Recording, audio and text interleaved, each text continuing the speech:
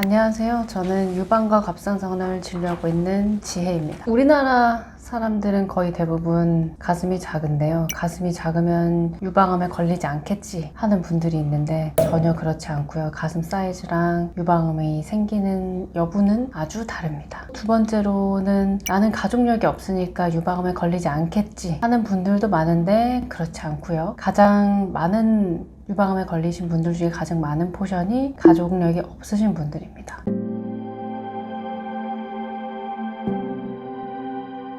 첫 번째 통증은 여성들이 굉장히 많이 겪는 증상들인데요. 여성 호르몬 밸런스에 따라서도 통증이 생길 수 있고 간단하게 염증이 생겨서도 통증이 생길 수도 있습니다. 통증의 원인은 원체 많기 때문에 너무 걱정하실 필요는 없고, 두 번째 말씀하신 거는 멍울인데요. 멍울이 잡혔다고 하면 유방암의 가능성은 분명히 있습니다. 그래서 통증과 멍울이 같이 있다라고 하면 저는 멍울에 더 초점을 맞추고요. 그 다음에 통증만 있다라고 하면 이게 생리 주기와 연관이 있는지를 여쭤봅니다. 그래서 생리 주기와 연관이 있는 통증이에요 라고 하면 너무 걱정하지 않으셔도 됩니다.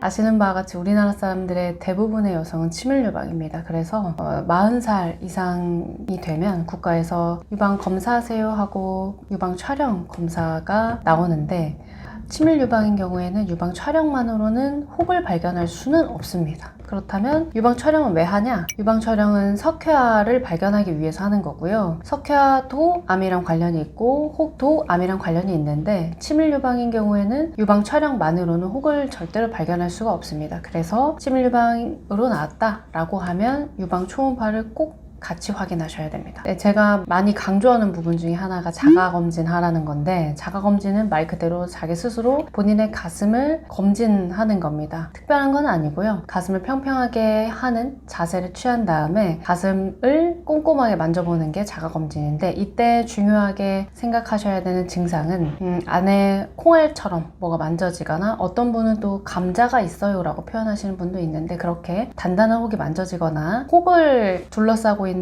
피부가 두꺼워지거나, 그리고 마지막으로는 유두에서 분비물이 나오는데 분비물의 색이 어둡거나, 예를 들어 붉은색, 갈색, 검정색처럼 어두운 색의 분비물이 나온다고 하면 이거는 유방암의 증상일 수 있습니다. 그래서 평상시에 할 수 있는 거는 자가검진 하시면 되겠습니다.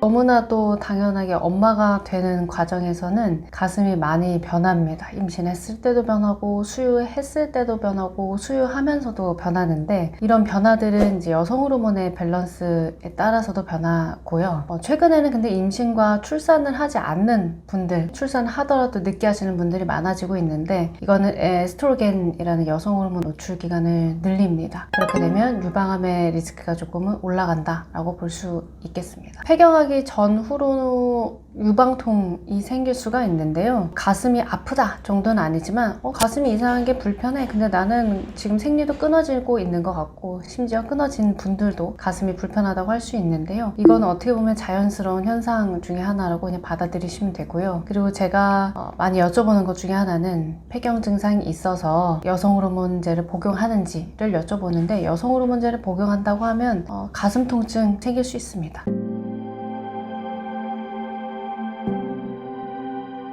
우리가 제일 중요하게 생각하는 거는 유방암이냐 유방암이 아니냐, 이게 가장 중요한데요. 증상은 멍울이 가장 중요하고요. 그러니까 뭔가가 가슴 안에 단단하게 만져진다, 가장 중요하고요. 두 번째로는 가슴을 덮고 있는 피부의 변화도 중요합니다. 피부가 점점 두꺼워지면서 안에 구멍이 송송송 오렌지 껍질처럼 보인다, 피부가 단단하다 라는 거는 유방암일 때 이렇게 나타날 수도 있고요. 그리고 또 많은 증상 중에 하나는 유두로 이제 유두 분비물이 나타나는 건데, 유두 분비물 색깔은 여러 가지 종류인데, 여러 가지 중에서도 색이 어둡다 라고 하면, 예를 들어 빨간색, 갈색, 검정색이다 라고 하면 안에 피가 섞여 있는 분비물이라는 뜻이고, 이런 경우에는 유방암과 연관이 있을 수 있기 때문에 검사를 하셔야 됩니다. 가슴 검사는 항상 기본적으로 유방 촬영, 그 다음에 초음파 이렇게 생각하시면 되고요. 그 다음에 여기에서 어떤 식으로 어떤 병변이 보이는지에 따라서 그 다음 스텝인 조직 검사 방법이 결정됩니다. 겨드랑이가 붓는다는 거는 겨드랑이 자체가 그냥 동그랗게 부어 보일 수도 있고요. 안에서 정말 돌멩이 같은 게 만져져서 겨드랑이가 부어 보일 수도 있는데 가장 간단한 방법은 초음파를 보는 거고요. 그 다음에 난 정말 검사하기 싫어 이러면은 시간이 지나면 그냥 알 수 있습니다. 예를 들어서 안에서 동글동글한 게 만져져 라고 하면은 겨드랑이 림프절이 커졌을 경우가 대부분인데, 겨드랑이 림프절은 뭐 예방접종을 맞아도 커지고 아니면은 어깨 주사를 맞아도 커지고 뭐 등등 다양한 이유가 있는데, 이건 시간 지나면 괜찮아집니다. 시간이 지나고 나서 이런 동글동글한 게 만져지는 게 없어졌다 라고 하면 안심하시면 되고요. 그게 아니라 시간이 지났는데도 불구하고 여전히 만져진다 라고 하면 겨드랑이 부위를 초음파 보시면 좋을 것 같습니다.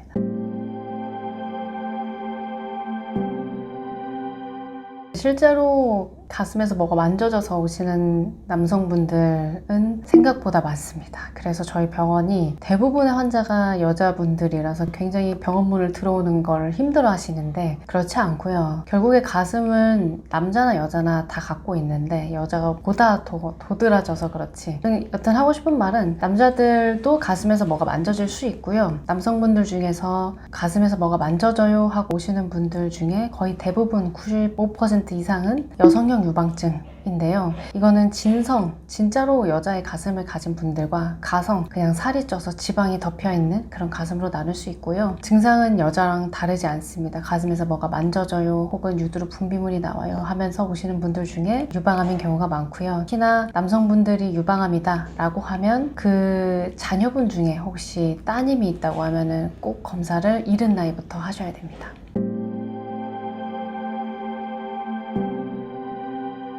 유방 촬영은 정말 아픈 촬영은 맞는데요. 우리가 유방암을 발견하기 위한 검사 중에 가장 기본적인 검사가 유방 촬영인데, 유방 촬영을 할 때 뭘 보냐면 미세석회화라는 걸 봅니다. 아주 작은 석회화라는 뜻인데, 이걸 보려면 유방을 아주 얇게 짓눌러야 엑스레이가 통과하면서 석회화를 잘 표현을 할 수가 있고요. 그 다음에 잘 눌러야 또 그만큼 방사선 양도 줄어듭니다. 그래서 많이 아프고 불편하겠지만 유방 촬영은 초기 유방암을 발견하는 데 있어서 정말 필수적인 검사이고요. 촬영할 때 우리가 한쪽 가슴당 2컷씩 촬영을 하는데 이때 엄청나게 긴 시간이 아닙니다. 그래서 조금만 참으시는 게 필요할 것 같습니다.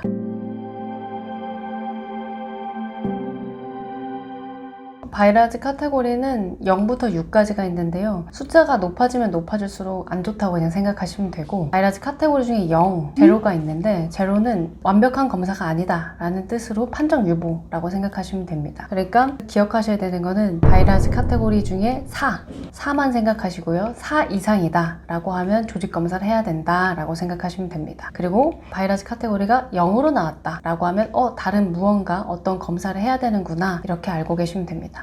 조직검사는 말 그대로 조직을 채취해서 이제 현미경으로 자세히 봤다라는 검사이고요. 여기에서 우리가 카테고리를 나눌 수 있는 게 양성과 악성이 있고요. 악성이 암이라는 뜻이고, 암은 0기부터 1기, 2기, 3기 이렇게 갈 수 있겠죠. 그 다음에 양성도 심플하게 그냥 갖고 있어도 괜찮은 그런 양성도 있고요. 고위험이라는 카테고리는 여러 가지가 있는데, 그런 애들은 나중에 이게 암이 될 수도 있어 라는 뜻으로 받아들이면 될 것 같습니다.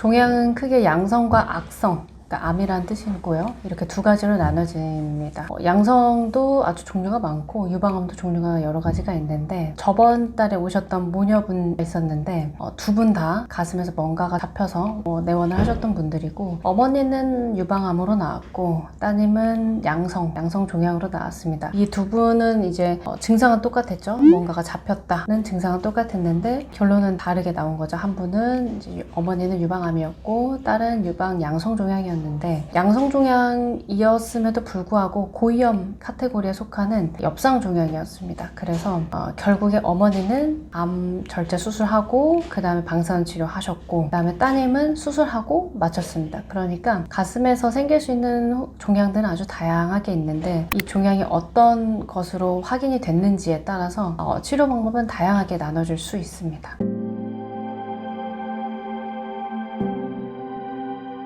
암을 사실 예방하기에는 쉽지는 않은데요. 유방암과 관련된 팩터들은 몇 가지가 있습니다. 첫 번째는 여성 호르몬 치료 치료를 최소한의 기간만 하는 것이 가장 좋고요. 물론 호르몬 치료를 한다고 유방암이 엄청나게 증가하거나 하는 건 아니지만 그럼에도 불구하고 확실히 영향을 준다라는 거는 정설이거든요. 그래서 호르몬 치료를 하더라도 최대한 짧게 하는 게 필요하지 않을까 하는 생각이 듭니다. 그리고 두 번째는 체중이 많이 나가면 많이 나갈수록, 그러니까 비만도가 높아지면 높아질수록 유방암에 걸릴 확률이 많이 높아집니다. 그렇기 때문에 적정 체중을 유지하는 것이 가장 좋고요. 저는 저체중을 유지하라고 얘기를 하는데 저체중을 유지는 못하더라도 그냥 적정 체중을 유지하는 것이 필요할 것 같습니다. 그리고 규칙적으로 운동하는 것도 좋다고 알려져 있고요. 비타민 D 수치가 낮은 거랑 유방암과의 상관관계가 있는 것으로 나타났습니다. 그래서 비타민 D는 자외선이 피부에 닿았을 때 생성이 되기 때문에 야외 활동을 하시면서 적절한 운동을 하시면 좋을 것 같습니다.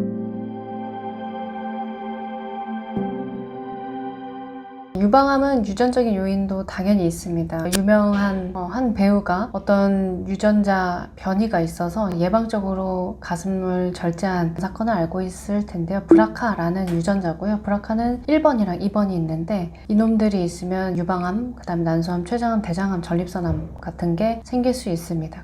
이런 유전자 변이가 있으신 분들은 당연히 일찍부터 검사를 하시는 게 필요하고요. 그 다음에 우리가 또 중요하게 생각하는 게 가족력인데요. 가족력은 말 그대로 가족 중에 누군가 아픈 사람이 있었다라는 건데 촌수가 가까우면 가까울수록 가족력이 좀 높다, 세다 라고 표현을 할 수가 있겠고요. 가까우면 가까울수록 그 다음에 발병 연령이 낮을수록 가족력은 좀 높아집니다. 가족력이 있고 그 다음에 발병 연령이 낮은 편에 속했다라고 하면 일찍부터 검사를 받으시는 게 좋겠습니다.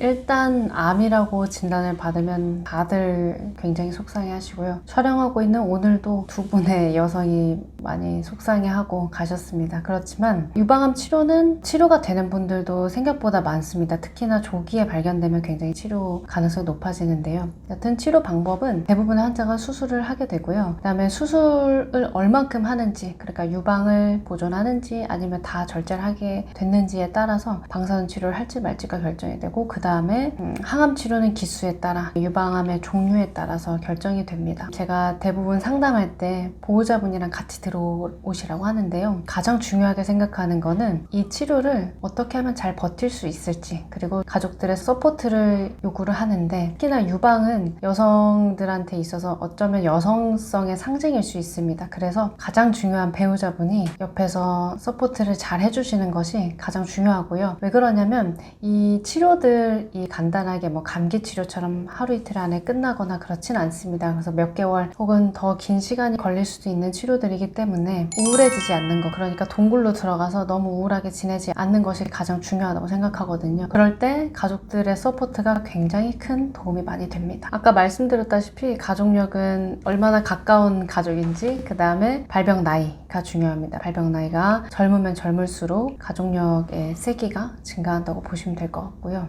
아까도 잠깐 말씀드렸는데 아버지가 만약에 유방암에 걸렸다라고 하면 자녀분 중에 따님이 있다고 하면 따님이 유방암에 걸릴 확률은 아주 높아집니다. 우선 가입력은 당연히 치료하기 전에 먼저 확인해야 될 부분이고요. 가입력이 유지가 되냐 그렇지 않느냐는 사람마다 많이 다르기 때문에 케이스별로 다를 거고요. 특히나 자녀가 없으신데 유방암이 걸렸다라고 하면 치료를 받기 전에 이 가입력 보존에 대해서 꼭 상담을 받으시고 만약에 필요하다고 하면 난자 동결이라든지 이런 부분들을 고려를 하시면 좋을 것 같습니다. 그리고 유방암 치료가 다 끝나고 나면 임신도 가능하고요. 또 출산도 가능하고 수유도 당연히 가능합니다. 이때 주의를 해야 되거나 그럴 부분은 특별히는 없고요. 우리가 유방암 치료하고 나서 그 다음에 주의해야 될 것들은 뭐 당연히 여성 호르몬 치료라든지 아니면 살찌는 거라든지 이런 거 동일하게 주의하면서 좋은 생활 습관을 가지는 게 필요합니다.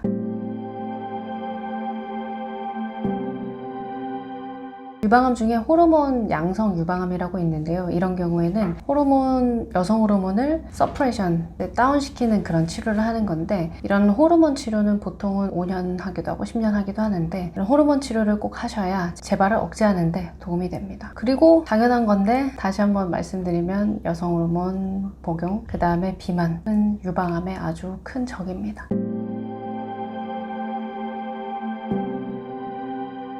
가슴을 키우고 싶어 하시는 분들은 참 많은데요. 여러 가지 인터넷에서 보면 가슴 확대하는 크림이다, 무슨 마사지다. 인터넷에서 보면 입증되지 않은 유방 크림, 마사지 등등 얘기가 많은데요. 결과적으로는 수술이 가장 안전하고 그 다음에 확실한 방법이고요. 수술은 대부분은 요즘 실리콘 백을 넣는 수술을 가장 많이 합니다.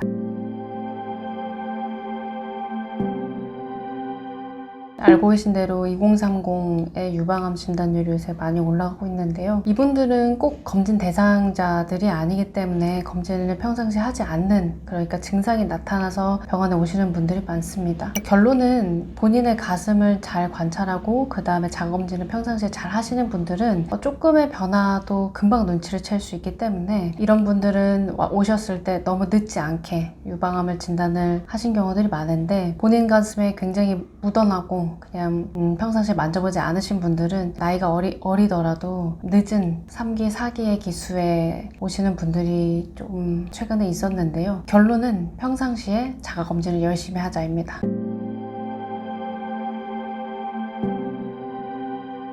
무리한 다이어트를 한다고 해서 유방질환이 늘어나지는 않고요. 무리하게 살을 빼지만 않으면 저는 살 빼는 거에 대해서는 아주 찬성인 사람입니다. 왜냐하면 유방에 무언가가 생기고 특히나 유방암이 생기는 거는 비만도와도 또 관계가 깊기 때문에 살이 만약에 쪘다 라고 하면 정상 체중을 유지하시면 좋을 것 같고요. 만약에 다이어트를 할 거다 라고 하면 꼭 유방을 고려하지 않더라도 그냥 안전하고 건강하게 살 빼시는 게 좋을 것 같습니다.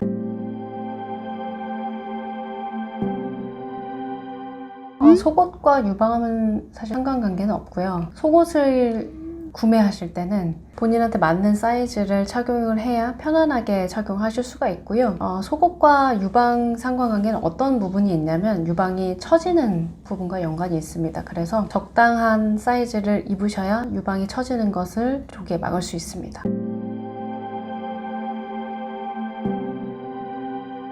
유방 통증으로 병원을 내원하시는 분들이 많이 있는데요. 유방 통증은 호르몬과 연관이 있는 경우가 많이 있습니다. 그래서 통증 자체가 나쁘다 이런 건 아니고요. 통증이 있을 때는 꼭 생리주기와 연관이 있는지를 살펴보시는 게 좋습니다. 예를 들어 생리하기 일주일, 2주일 전부터 시작이 되고 생리하면서 점점 완화가 되다가 생리 끝날 때쯤에 없어진다 라고 하면 이런 통증은 호르몬과 연관된 통증일 것이고요. 그럴 때는 크게 걱정하지는 않으셔도 됩니다.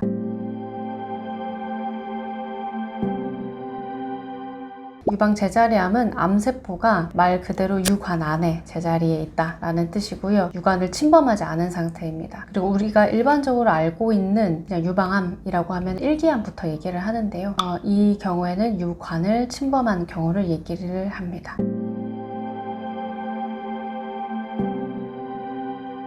최근에 유방암 치료는 단순히 종양을 제거하는 의미를 넘어서 기능과 그 다음에 미용까지 같이 고려를 하고 있는데요. 그래서 유방암 수술을 하고 나서 보건 수술을 많이 하고요. 그 다음에 흉터 치료도 많이 하고 있고요. 그리고 유방암 절제 수술 하게 되면은 겨드랑이 림프절까지 같이 절제하는 경우들이 있는데 이를 위해서 재활을 하기도 하고 또 유방암 환자들이 심리적으로 우울해 하시는 경우들이 많아서 심리치료까지 다방면으로 접근을 하고 있습니다.